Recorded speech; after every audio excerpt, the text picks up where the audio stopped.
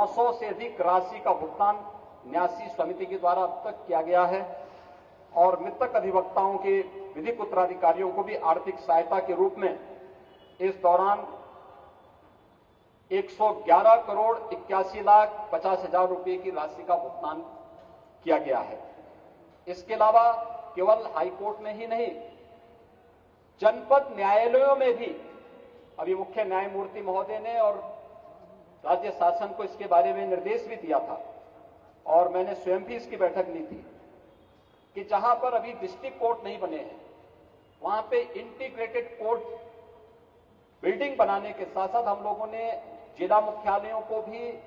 और कमिश्नरी मुख्यालय को भी इंटीग्रेटेड मुख्यालय बनाने की दिशा में कार्य प्रारंभ किया है। हम लोग चाहेंगे कि वास्तव में एक मॉडल बनेगा, ये न केवल उत्तर प्रदेश के लिए बल्कि देश के लिए,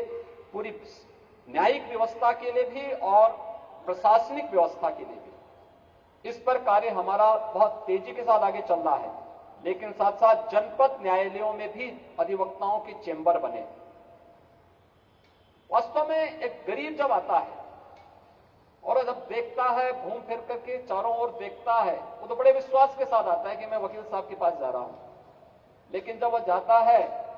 और अधिवक्ता के चेंबर में बैठता है और उसको दिन में ही जब आसमान नजर आने लगता है वहां से,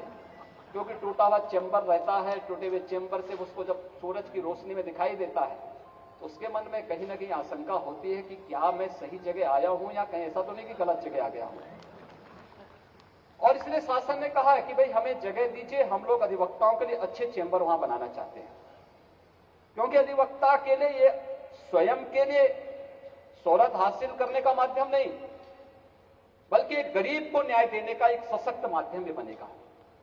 वहां पर अगर उनके अच्छे बैठने की व्यवस्था होती है तो जो वादकारी आता है उस वादकारी को भी विश्वास उस पर टिकता है,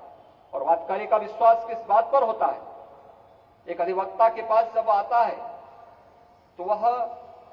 असमंजस में रहता है, क्योंकि अपनों के द्वारा ठुकराया रहता है बहुत सारे लोग तो। और बहुत बार तो विवाद भाई भाई में होता है, छोटा सा विवाद है, वे बैठ करके भी समाधान कर सकते थे, लेकिन वह स्थिति वहां तक पहुंच चुकी होती है कि वह उसे न्यायालय का दरवाजा खटखटाना ही पड़ता है। अपने भाई पे विश्वास